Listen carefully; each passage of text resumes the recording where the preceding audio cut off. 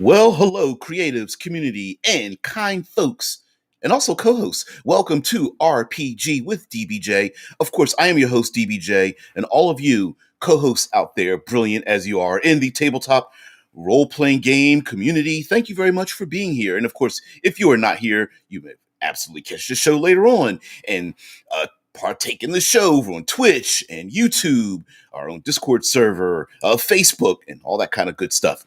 This week, we just to give you a synopsis of the show, if you're brand new, I'm always intrigued to find things that spark creativity, and a subset of this show is understanding that all of us are very creative individuals, even when we think we're not. Sometimes we have an idea in our head and we can't get rid of it, or sometimes we can't think of anything.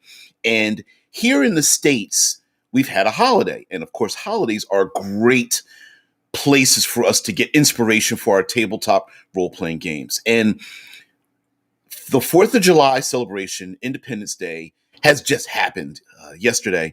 And I thought, wow, this could be a really great subject to talk about. Maybe even deeper than just a single day, but to stretch this out for a week. And so on this show, we have ourselves Monster Monday, Trope Tuesday, World Building Wednesday, Third Pillar of Exploration Thursday, and of course, Future Friday as well. And I said, man, we could start this off. So I thought we would talk about 4th of July, Independence Day. Now, many people who are part of the show live here in the States. Of course, I live here in Columbus, Ohio, in the United States, but there are many people who are part of the show who do not and are not here in the United States and don't hold the 4th of July celebration, Independence Day, in necessarily just historically and culturally in high regard as it is here.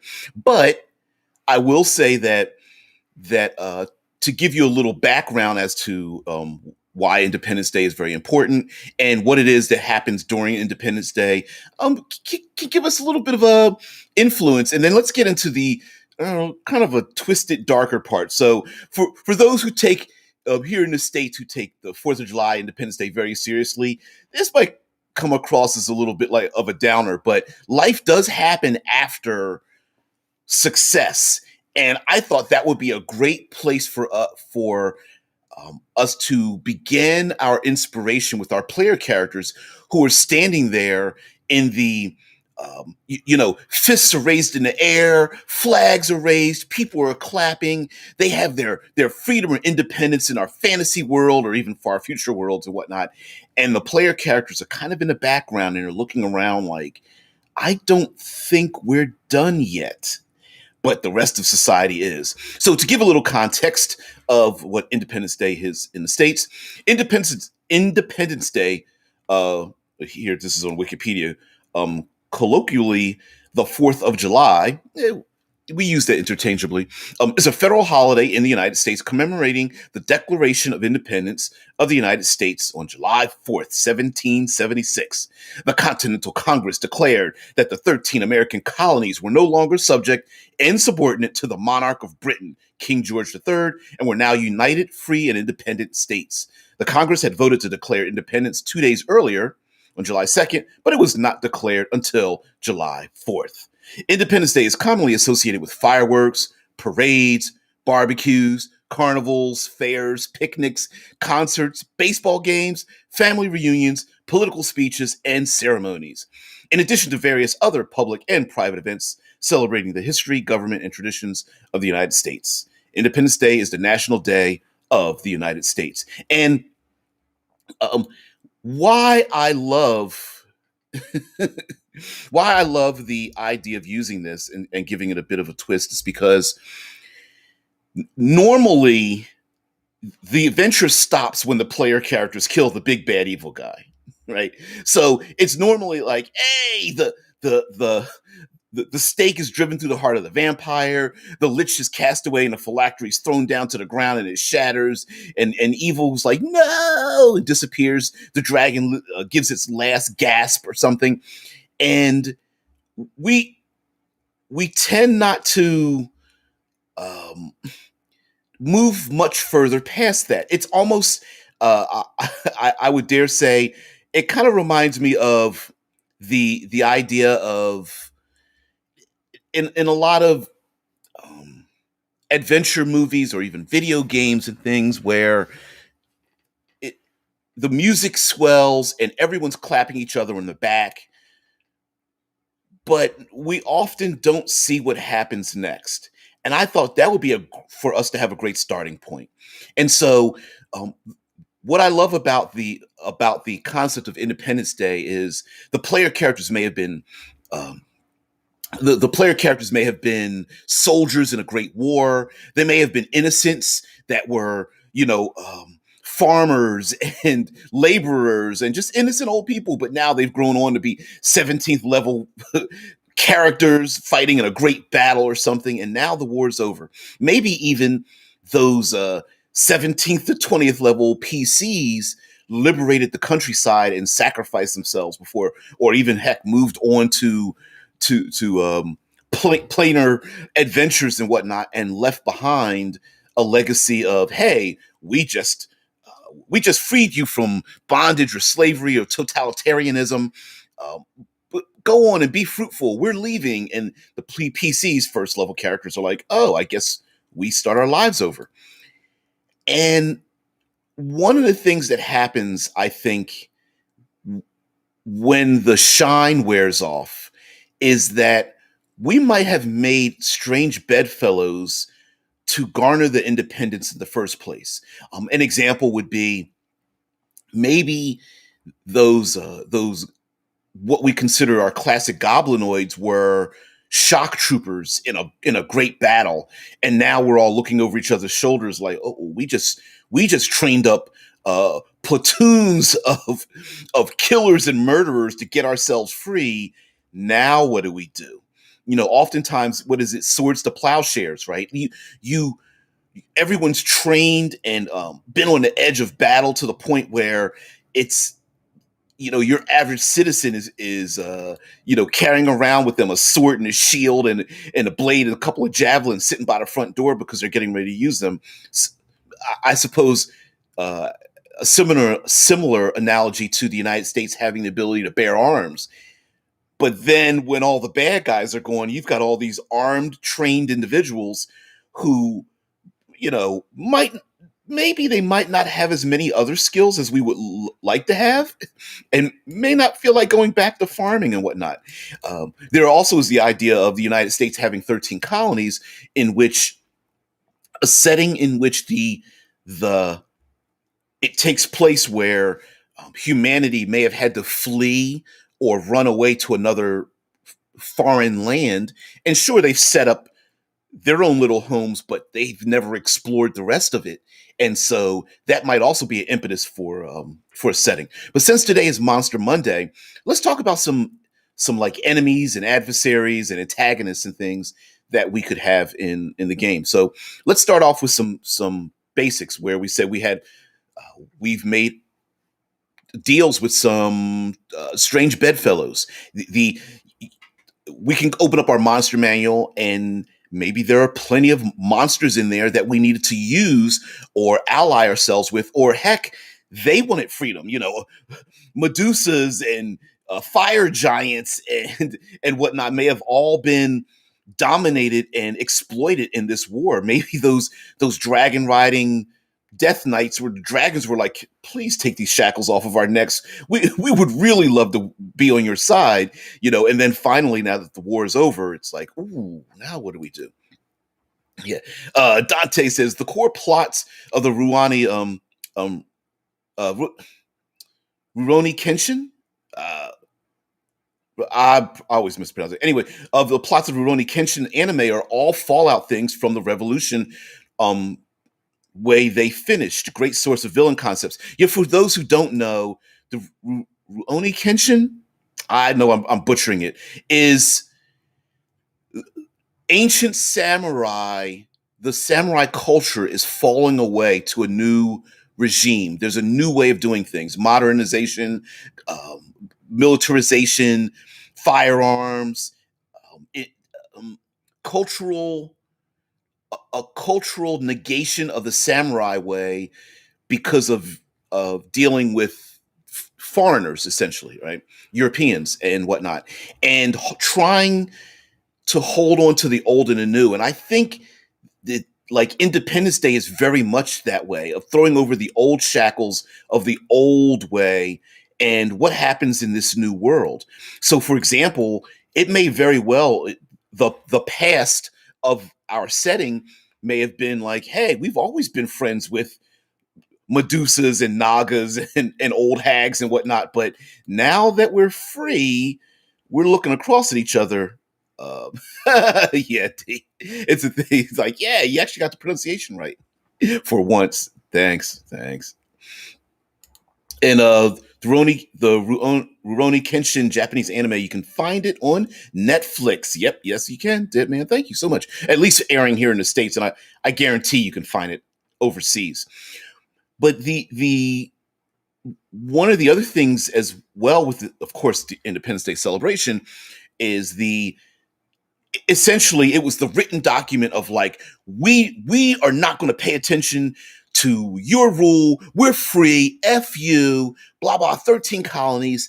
And imagine if the 13 colonies, 13 being an ominous number, what if each of those colonies were some of our classic like cultures and races and things like that in our role playing game setting? Like there could have been the orcs and the humans and the elves, or maybe instead of that, maybe they were all mixed and whatnot, but there's different cultures. There may have been a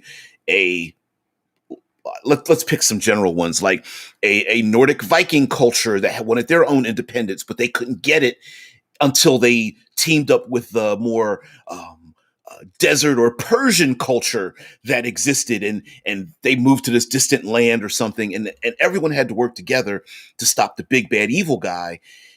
There's even a Brandon Sanderson. I know you guys know the title of the book. I don't know it.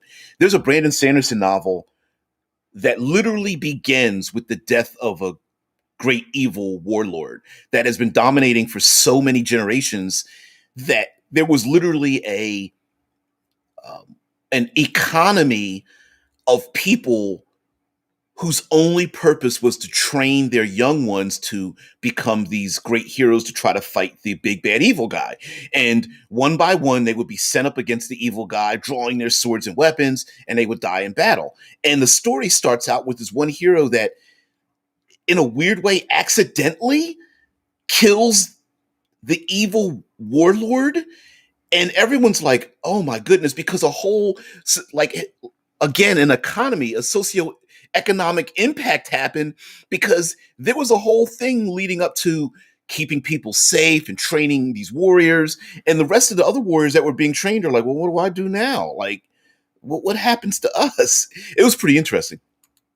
uh, uh, Listening to the beginning of that novel. I never finished it, but I like that idea. You know, Dante says there's also a live action movie series for it on Vudu that's pretty great if you like Asian action films. I've seen. If you guys are into the Corridor Crew, guys, they did they do a series on stunt work, and there's a lot of Rurouni Kenshin uh, stuff shown in that show as well. YouTube. Deadman says there's a supervillain doctor in Jupiter's Legacy. Yep, on Netflix. That is the psychiatrist of one of the heroes. Yep. Sorry, Deadman. Kylie says evil warlords are job creators. Some people take that to heart even nowadays, like that. They take a glass bottle and push it off a table and destroy it, and they're like, I'm creating jobs. I'm not a destroyer. Yes, Kylie's like evil warlords are job creators. They're out of a job, large unemployment rate. Unfortunately, that's a real thing. That like and it sounds despicable, but that's one of the things that came through my mind. Like, you player characters are, I'm going to become give my soul to become a, a warlock to get a warlock patron so I can fight evil. My character is a cleric and I'm going to worship the god of war to stop this great evil. I'm going to be fighter and paladin and I'm going to draw my sword and practice and power to fight great evil. Okay, evil's dead. Now what? Now what do you do? And I think there's a great, of course, there's a great space. the evil's not dead. We've just replaced one with another. But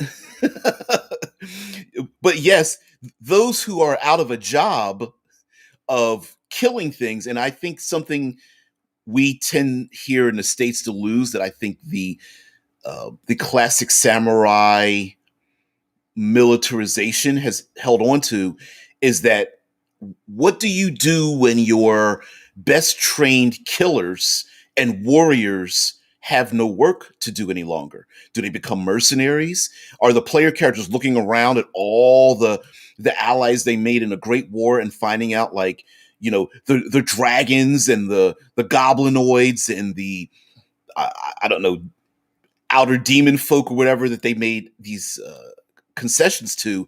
What happens now? And the PCs might be looking around like, ooh, we're going to have ourselves a bit of a problem when the old hag that was handing out potions like candy to enhance our army now is like, I'm going to go retire in that dirty little swamp over there.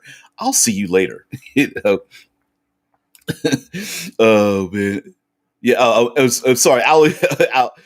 Ali says, Alley 77 says they're out of a job, large unemployment rate, and needing to corral that, or even just panicking like, oh, what do people do now? Sometimes, what is it?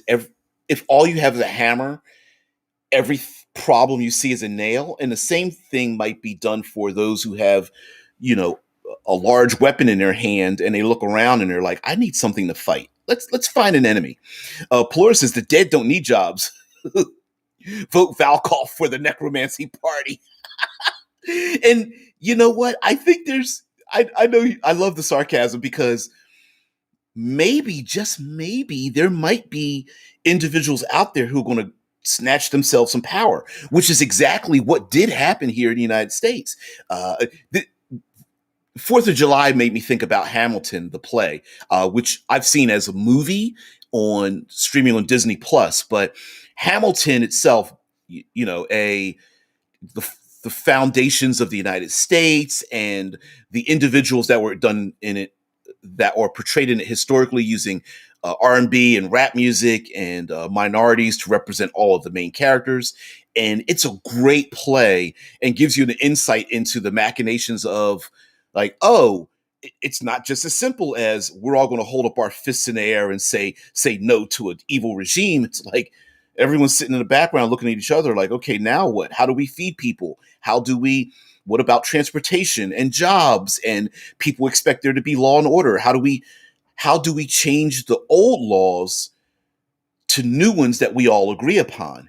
And I think there's a little space for there. I know some of it might be a little bit more pie in the sky, kind of like, player characters that, like, I just want to play a half, a second level warlock, fifth level monk. Like, I don't have any idea about making, law and order and economics and whatnot. But I think there's space in there for the player characters to maybe they need to be a bodyguard for the local necromancer, who the necromancer might be, crying himself to sleep, going like, I don't know what I'm going to do. I can't make an army of undead. Like, I picked this job to find a way to even out what the heck's going to go on, and now they expect me to be these, a necromantic leader, and all I want to do is just be a medical doctor or something using magic and science. Anyway, Kylie says all those stormtroopers and officers existed on the edge of law enforcement and gray market work post Empire. The what is the television show? The Mandalorian. One of the first episodes of The Mandalorian showed what happens when the Empire is taken down, and we see dirty stormtroopers, kind of thin and emaciated, with an evil Empire officer trying to hold on to some power using black market technology and whatnot. Heck, we've even seen this in the disruption of the old USSR, with military commanders like selling off weapons and AK-47s and whatnot. That's a possibility. And take that and write that large, and you may have wizards that are willing to train people, in magic that they shouldn't have, or there might be, what is it? Eberron has the Warforged. They're uh, sentient constructs you can play as a player character that now have, like, what purpose do they have any longer? All those kind of things. I think it's awesome to figure out, like, what is the next step in the process. And there, of course, we also have to think of the idea of maybe stabbing the evil big bad guy in the eye and seeing them fall isn't the end all. There are maybe tons of lieutenants that are going like, I'm going to sneak away. The Rakshasa's like, glad I didn't use all of my shape changing cards going through their like passports and whatnot. Like, I've got a couple in my back pocket. I'm gonna hide out and see what else I can do. Or there might be some of those evil lieutenants that are going like, please don't kill me. I just wanted a new life. Maybe I can help out in this new world. And the player characters might be in a position where the public is so happy to have had their freedom, they don't want to hear the PCs tapping them on the shoulders and going, war's not over yet. Because there is something intrinsically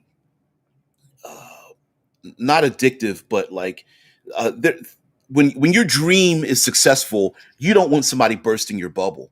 And there might even be violent uh, repercussions on PCs that are when the PCs are going, we're not done yet, and everyone's looking over their shoulder like the Tarask is dead back there. Why are you keep still causing problems? And they're like, yeah, but it's not the Tarask, it's what summoned the Tarasks. It's There are people trying to take advantage, and everyone's just like, you're just looking at shadows. Dante says, I like the trope where the heroes from the big bad evil war are then seen as so powerful. Yep, that is a coin toss if people love them or fear them. I imagine there'd be plenty of reason to fear high level characters. I absolutely agree with that. As a matter of fact, for a very long time, even till today, there is both an honor and an awe. We look up to our war heroes, right? Thank you for your service. You've been in the military, and you've done all these terrible things for the freedom of our country. Yet we have real examples to fear some of those individuals because of maybe the scars they carry, the skills they have, the how do you I would almost dare say, and I hate to make this analogy, but I think it's very true, that like a person getting out of prison and a person exiting a war footing, that it's the same way for them to try to reinsert themselves into society. The paladin who has waded through um stepping over the dead bodies of loved ones down in the pits of hell, comes back to society, and then a little kid goes up and taps them on the hip, and the paladin draws their flaming sword and is like, what attacks me? And the people are looking around like, oh my god, you almost killed my child when you drew that sword.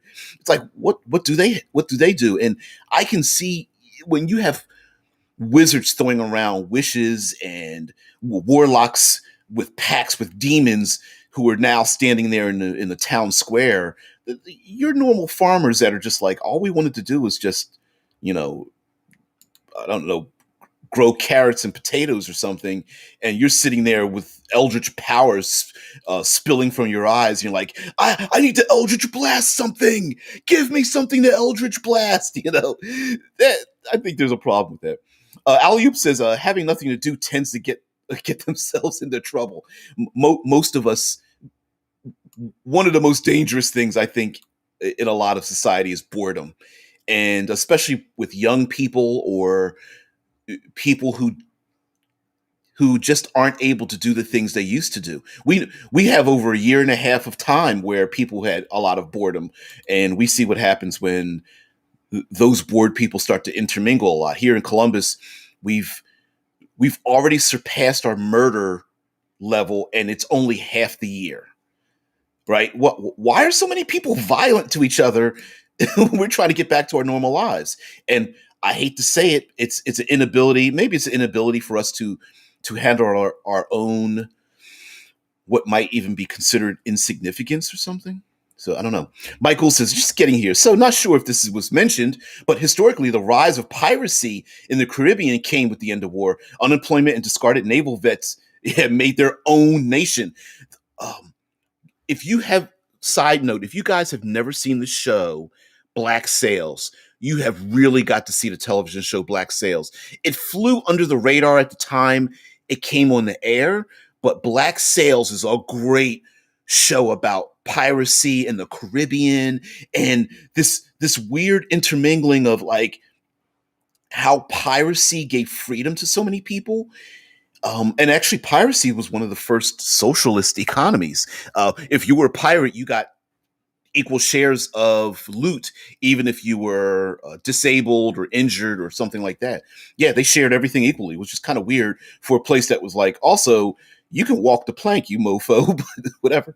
Alib says transitions take time. Nothing cleans itself overnight. And I I love the idea of seeing like, the big bad evil guy like falling in slow motion in the background, and the PCs looking at each other and looking over the countryside of all these free people, going like, "What do we do now?" And there might be even places for the player characters to have to make alliances or even break alliances with, because today being Monster Monday, talking about our adversaries, maybe the old hag is needed to feed the people. Maybe the Medusa that helped in the battle, who turned many of the enemies into into statues and whatnot. Maybe the Medusa is going like, I see you guys getting ready to turn on me.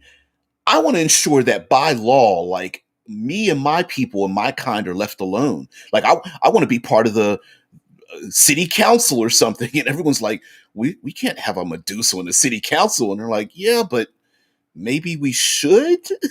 you know, the that could have even been the impetus of where tieflings came from. Like the people were going, we had no recourse but to make deals with fiends or something. We were at our last straw, and now everyone's looking around at all these horned individuals going, okay, now that you made a deal with the devil, now what happens? If that's their origins and whatnot. Plura says there's the trope of the big bad evil guy being so controlling and oppressive as to hold back a greater evil. Yep. Quote, you don't know what you've done. You've the ruin you have wrought. That is a great concept of, and a twist where an evil dictator of some sort.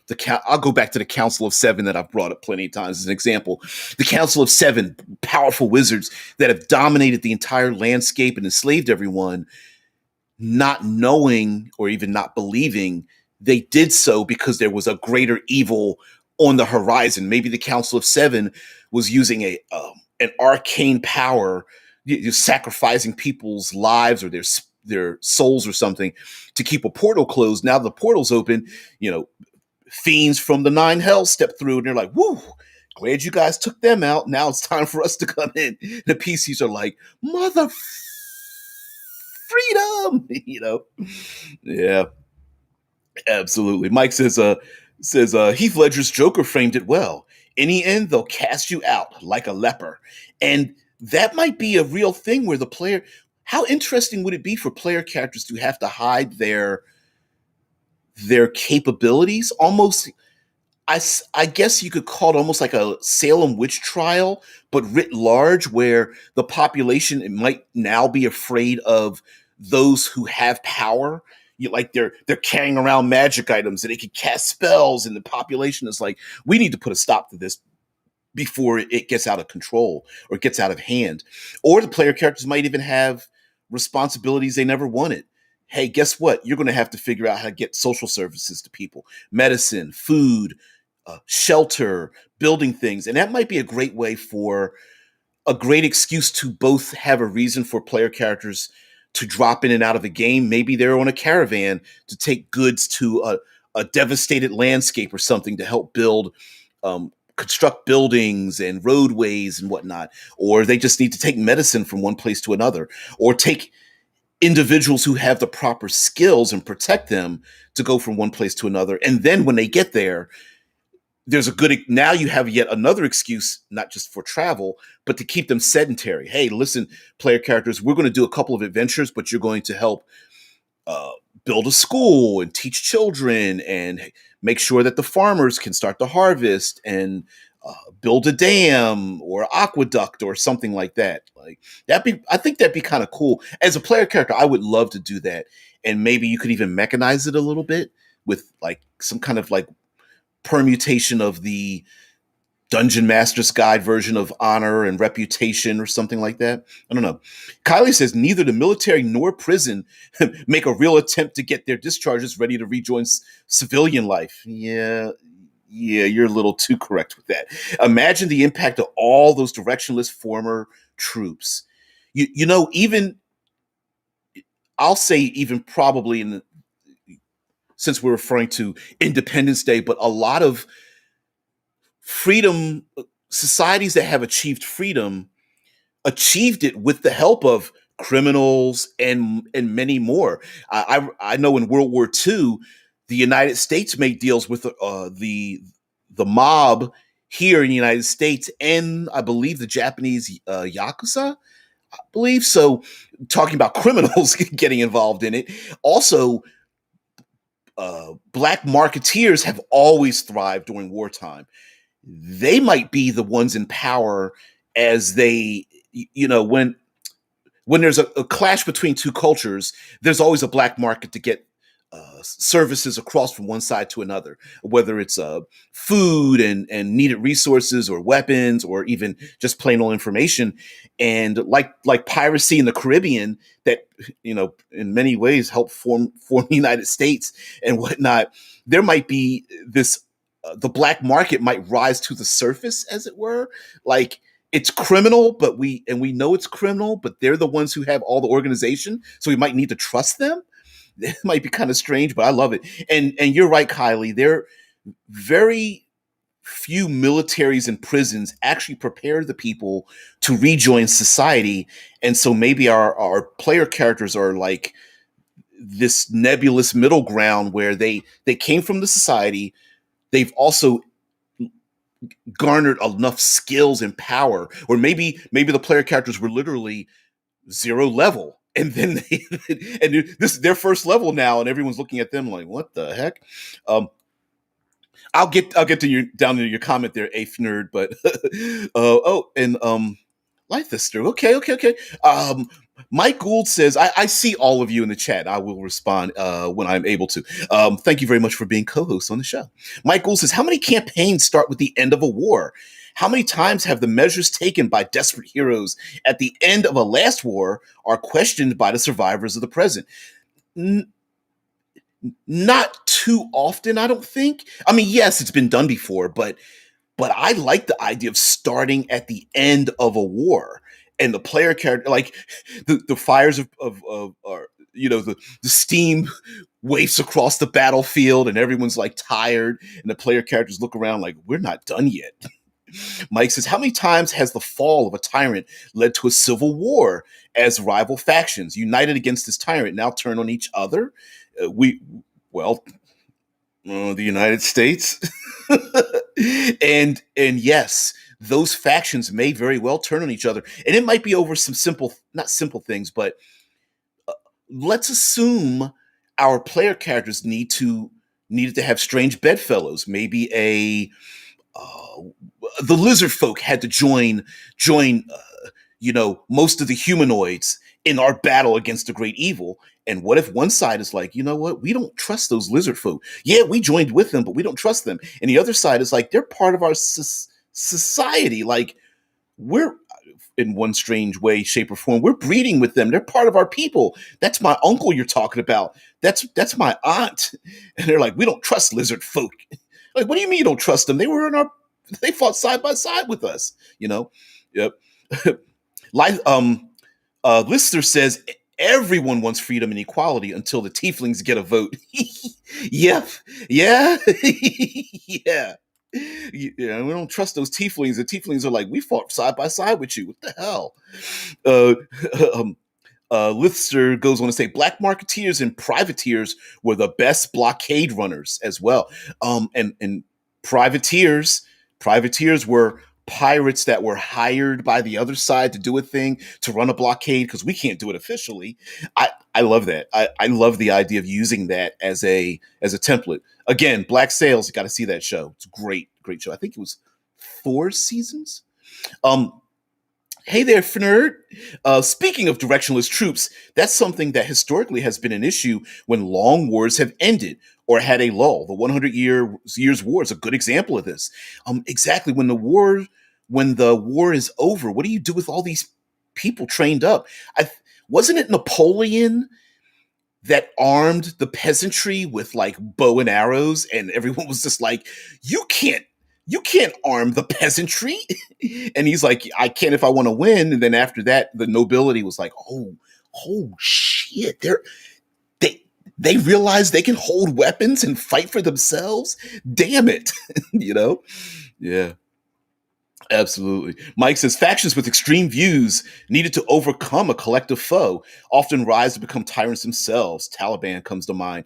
Yeah, they were well trained by a very organized um, military service, and then what happened?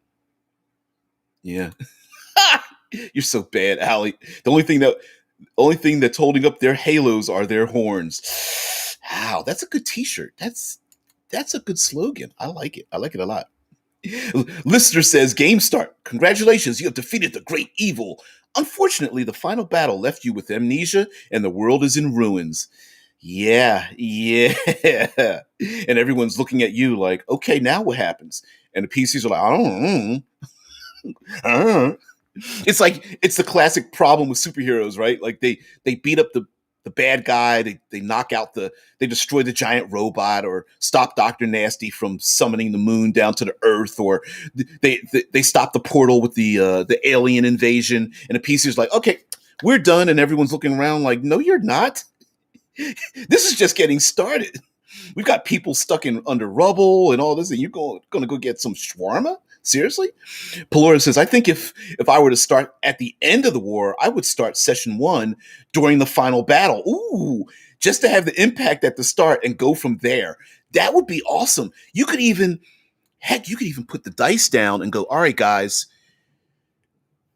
you you tell me how you were a badass on the battlefield. You tell me that. You introduce your character like in the final battle. How did you destroy? And you could come up with whatever kind of great evil there was that was there, and you start the battle from there. And even if you start at first level, like tell me how it is your 20th level character beat ass and is now first level, right? Or tell me how your 20th level character dies and how you handed over the mantle to the brand new first level character that was just here or something like that. I don't know. You could come up with some kind of crazy, like you're the squire. How did your master die in this great battle, and what happens to you now?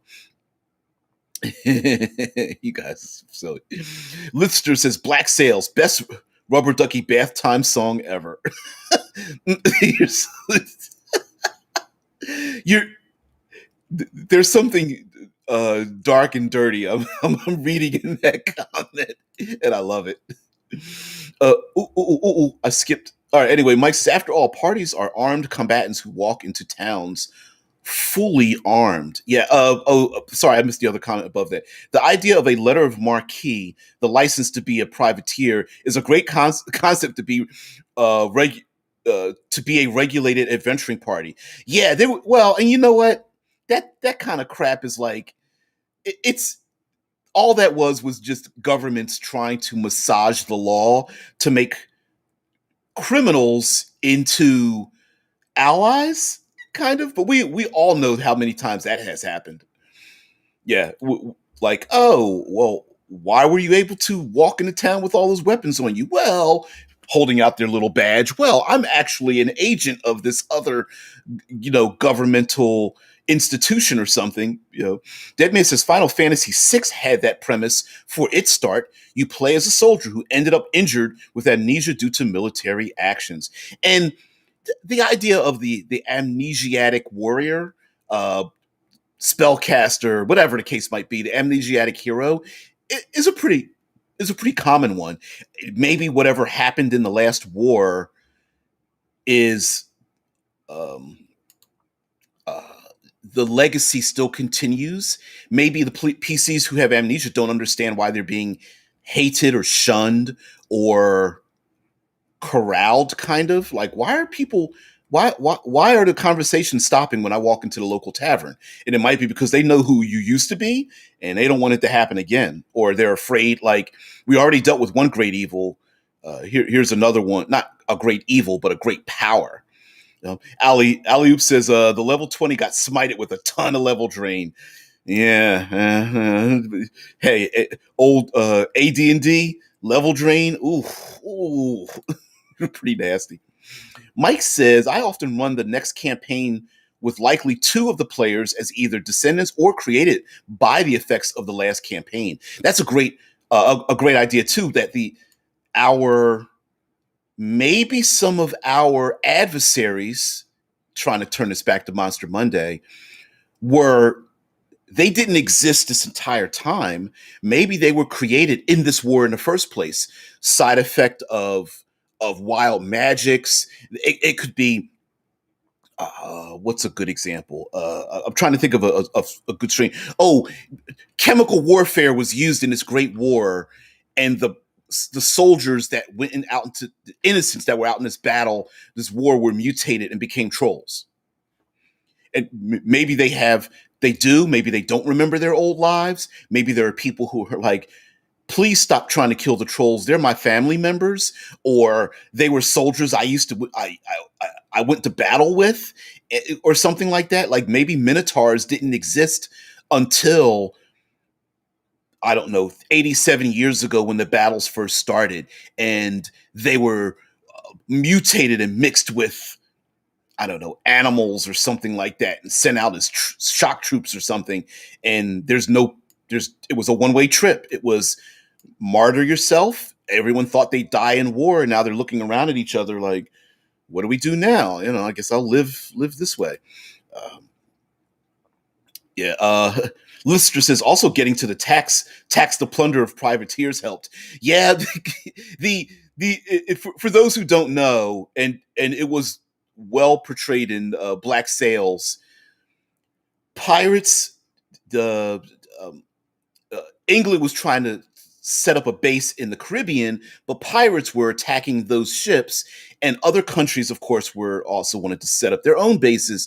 So the pirates were attacking all the supplies on the ships, and of course, you would think, well, I guess all these different countries wanted to stop the pirates. Nope, they hired them as privateers to attack other countries' supply runs, and then those same privateers would sell the merchandise to other pirates to sell it back to those same places or others at either a substantial discount. Hey, we stole it, so we got it for free, so we can sell a discount, or exorbitant prices. Hey, we have what you need. Are you willing to pay what we want? And that was its own economy of itself until they became their own governments, and that's how a lot of the Caribbean cultures became their way. And of course, that was mixed in with so many, freed slaves and people from foreign countries that were just like, I don't want to be part of this. I'm from India or Japan or China or something like that. I'd rather be a sailor or live on an island, the tropical island or something. Kylie Poe says, even worse than the leftover army of a big bad evil guy. Yep. The army leftover, like stormtroopers and whatnot, is a fast spawning leftover army geared towards breeding for a very high morality rate that's now stopped, and they are hungry. Ooh, if you have the big bad evil guys got like breeding grounds of some sort, like a hive or insectoids, or as was hinted upon in Lord of the Rings movies, the Sauron was breeding the Orokai, as opposed to them just being, birthed biologically. They were like coming out of the membranes in the ground and whatnot. Yeah, if somebody loses control over that, it'd be pretty devastating. Mike says, a letter like that is required to be armed in the Carginian Empire of Thol. If you're walking around a theocracy in armor with swords, you'd best have a reason. That's why the police would probably stop most people if they were dressed in full body armor. And of course, someone would say, "Well, if I'm dressed in body armor, I'm actually protecting myself." And it's like, yeah, but you're also telling people you're expecting problems. Oh, Sauron. Tesla's like, so it was Sauron is the wizard. Sauron is the evil eye in the movie. But yeah, Sauron was the one overseeing the birth of the thing. Uh, that was Smaug. I thought Sauron was the eye. Although technically, I think everything was the evil. Whatever, doesn't matter. It's Lord of the Rings. We'll get into actualisms to go down that path. Lister says clones, simulacrums, flesh carving, witchcraft, the mirrors of opposition for evil twins. You're referring to like what it. Maybe there's a way for either the evil to come back, or maybe the player characters are the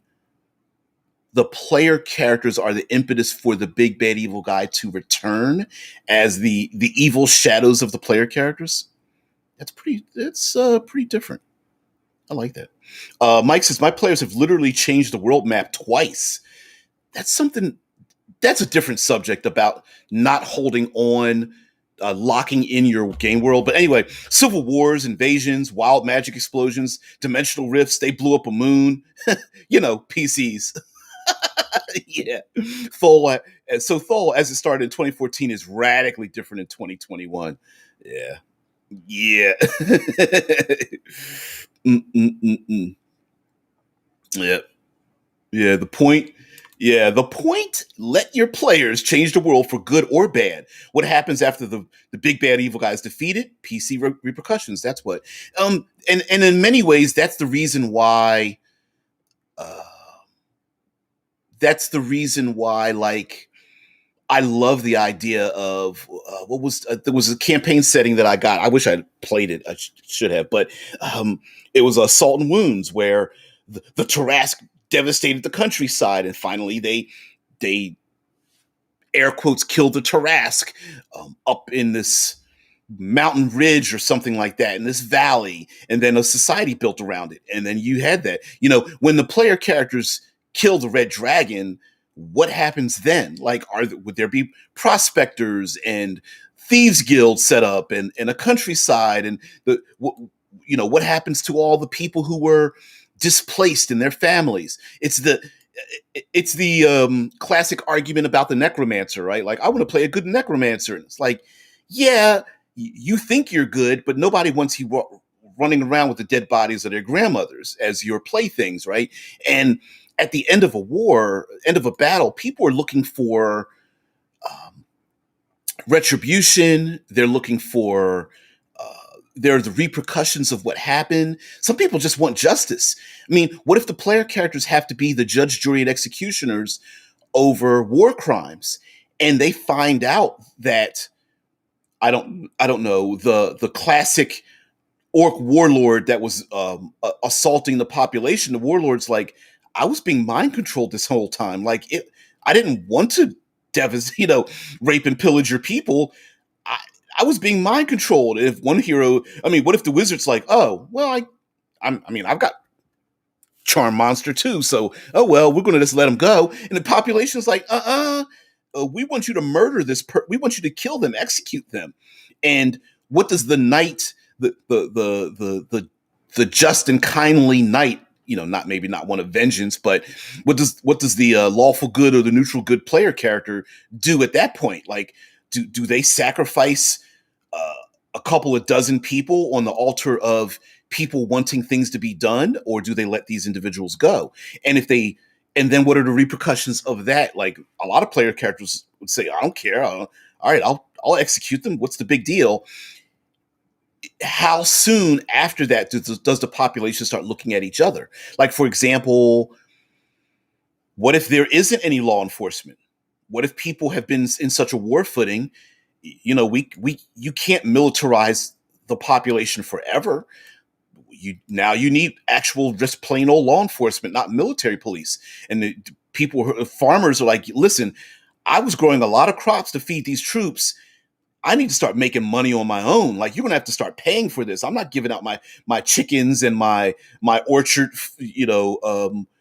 produce for free. Where's my money coming from? The players are like, I don't know.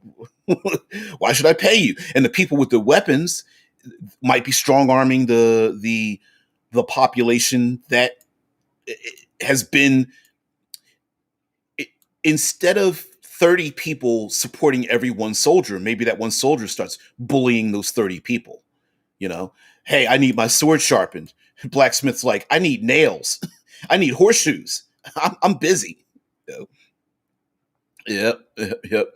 Oh man. Pilot's like, everyone hides behind mind control when they're caught. Hey, Allie, have a great one. Yeah, people. A lot of people in the war crimes. Could you imagine them all going like, "What level spell was that mind control spell?" Okay, I can't use charm monster.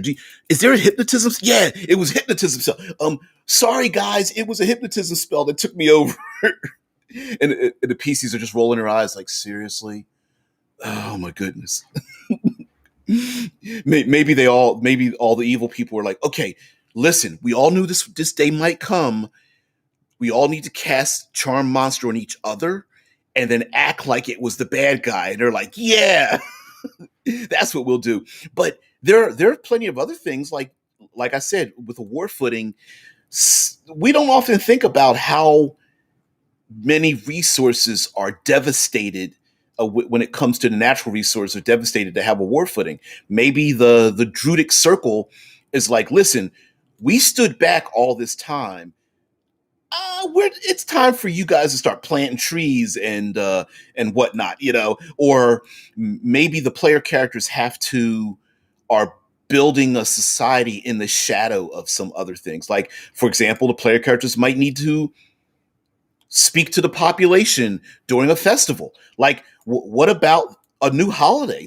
Literally, the end of the war could be the beginning of a new holiday for the player characters. Statues erected. They want them to have speeches, and during those speeches, there might be your so-called innocent individuals that are like, "Here, I have here's a card. I have some notes. Could you please speak to the people and name me mayor?" And the PCs are like, "Mayor? I don't even know who you are." And they're like, "Well, we need somebody to be mayor." And an errant, offhanded comment by a player character might be taken far too seriously, right? The players are like, "Okay, everyone, we need to all get together and rebuild the wall." And everyone's like, "Yeah, we need to rebuild the wall." And they start rebuilding a wall, and the PC's like, "Ooh, I forgot to tell them that they actually need food and shelter and treaties with each other and whatnot." Or neighbors start fighting neighbors. Mike says a new campaign may well be something as simple as solving issues like mob justice. Yep, looting after the last war. This may lead to brand new Easter eggs depending on the actions of the players. Exactly. Maybe regular innocent people uncover things. I'll say proverbial landmines, real or arcane, may be laying around. And I don't mean actual glyphs. I'm talking like that zero level human being finds something that turns them into a death knight or a troll or something quickly. Hey, I found a magic ring on the battlefield. Zip, and I become a monster or something. Or it might be something far more insidious.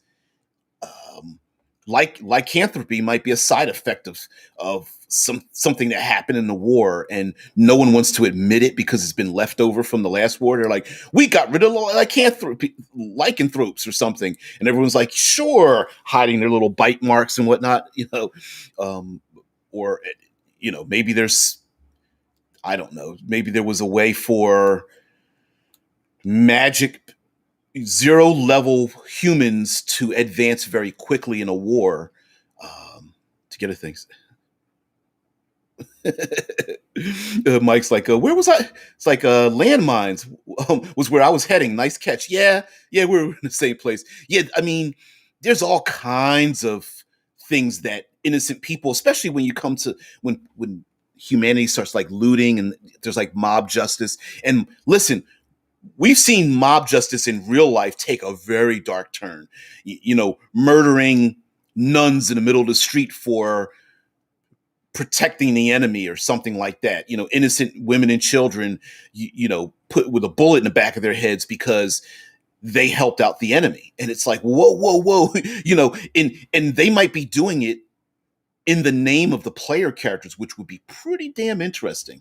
I mean, a player character that's got a warlock patron, because players love warlocks. I think people are more attached to the name warlock than the actual thing, but whatever the case might be. So players like, yeah, I've got a warlock patron, and then all of a sudden, a few days later, there's like a couple of dozen individuals who are praying in the middle of the street, praying to the same warlock patron as the PC because, well, the PC's correct, right? We need to follow in their footsteps, and the PC is like, please don't. and Demogorgon or Asmodeus or Asmodeus, whatever, rubbing their hands like, sweet, player character did exactly what I wanted them to do. Blur says, I did think it was funny seeing a U.S. flag here, openly celebrating winning a war against the country you're living in. Hey, listen, I see you. Stop punching down. Stop punching down. But you know what? There is a little bit of that too. Sorry, side noting this just a little bit here. Pelora brings up the fact that who happens to live not in the U.S. excuse me, but if we take a look at any period of time, small, short, distant, 2 years of time, 50 years of time, 6 months of time, 500 years of time, there's going to be something in there that is problematic in all of history, right? Including Independence Day, 4th of July, and all the things that happened after that and that led up to it. And if you take a look at, you get microscopic, and it does bring up the fact of like, if the big bad evil guy, let's say there was a reign of dragons and humanity rose up against Tiamat and Dragonkind, got rid of all of them. It was a reign of dragons. What happens to Dragonborn during that era?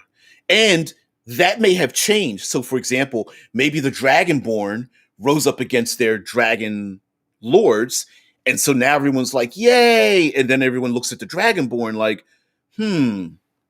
like, are you now upset that your birthright is dead? Are you on our side still?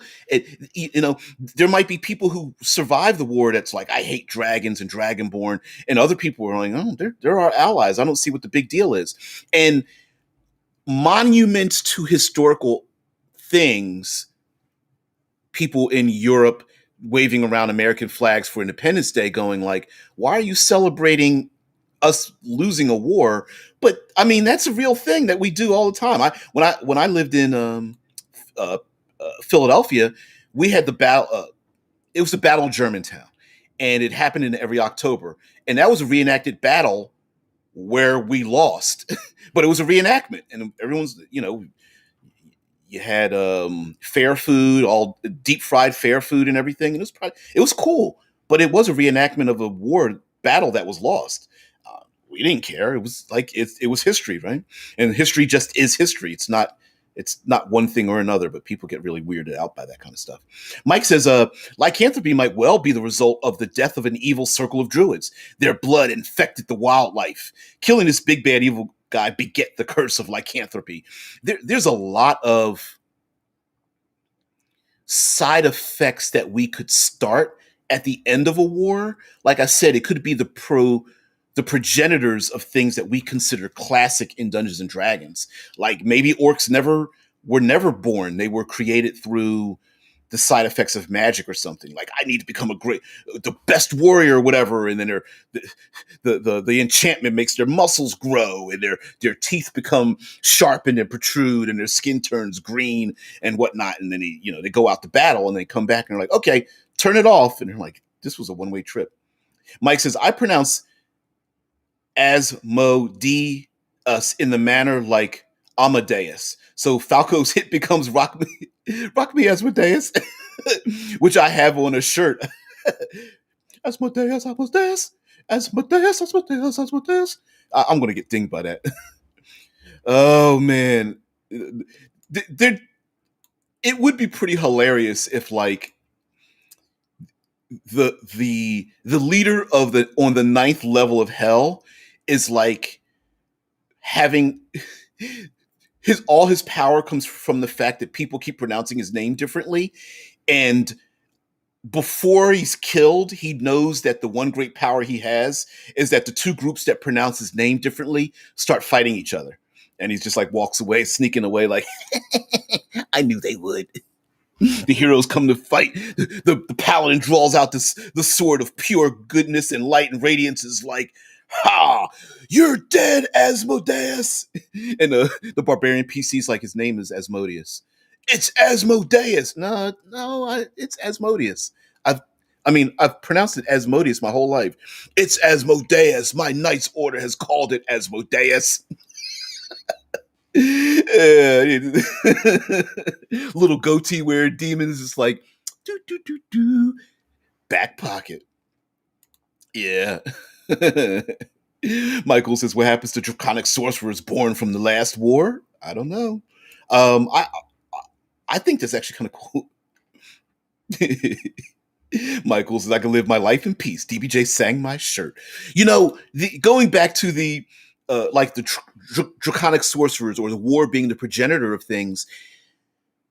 I love stories that take place in the middle of a thing. So again, I'm going to criticize us as brilliant people in the tabletop role playing community that sometimes we're too smart for our own good. We extrapolate the end of an event because of our pattern recognition of things we've seen before, and we have lots of history in our own world to relate to. No, we don't have real magic, but yeah, we kind of go like, well, if firearms existed, this is what would happen. If explosives existed, if piracy existed, we know these things.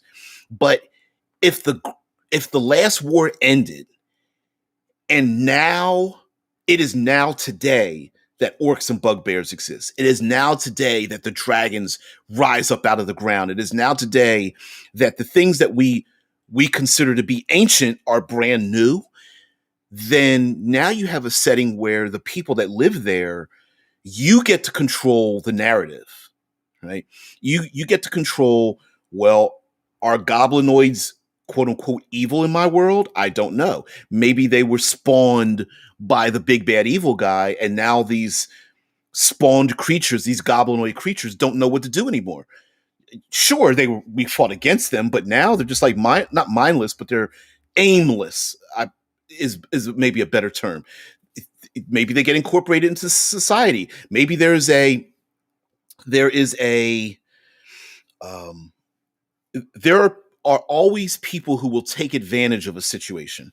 Um, at the end of wars, people jacking up prices for goods and services. There will be people who will engage in indentured servitude and slavery from those who are mindless and aimless. Uh, there are people who will impose um, artificial scarcity in a society or something, and yeah, like Mike says, storytelling begins when expectations are overturned, when the player characters are standing there on the altar, and the population is like screaming for blood, and they see what essentially are innocents, but they want these people dead. And the PCs are looking at your classic monsters. There's a chained up minotaur, and there's like two orcs, and there's a naga whose tail's swishing or something. The PCs are like, didn't they just help us win this war? And the PCs are like, they need to die too. They represent everything evil. And they're like, I don't know if that's a good idea. And maybe even what I think would even be funny in a dark, sarcastic kind of way, in a dark, comedic kind of way, would be for the population to follow the PCs, but in terms of the PC's behavior, the way they look, the way they act, the way they progress throughout the world. But even the PCs, they take even that to the extreme, right? We've seen people who become demagogues. They're surrounded by sycophants where an innocent comment made by someone who's rich or famous or popular, people take that to heart. Like, and it could be some inane comment during an interview, or there's some kind of fashion statement or something like that, and they need to address the public, and all of a sudden people are like taking their comments so literally that the population just goes crazy. It's like it's almost as if like social media doesn't understand what sarcasm is any longer. And if you're someone who's like a musician or an actor or a politician or something, you say the thing that's taken the wrong way, and people go lose their minds. And I think that would be kind of funny in a way for the player characters to go, well, we just killed the big bad evil guy. And then all of a sudden you see the paladins walking around and they're like, why are there fires being started? And they're like, because there's a bunch of people who are like spilling oil on their swords and trying to light them on fire because the paladin has a flaming sword. Or like, again, there's dozens of people who are every day walking up to, like, I don't know, some devastated location, begging to become a servitor of the PC's warlock patron, and the PC is like, "What are you doing?" Like, we're praying to your warlock patron. We want to serve them too. And the PC is like, "Oh damn! What if they succeed?" A cleric. Hell, enough said there with religion, right? I mean, that would be pretty interesting. Mike says, uh, sorry, says Monty Python's Life of Brian addresses this when three factions evolve from his followers simply because he lost a sandal. Yeah, the Life of Brian.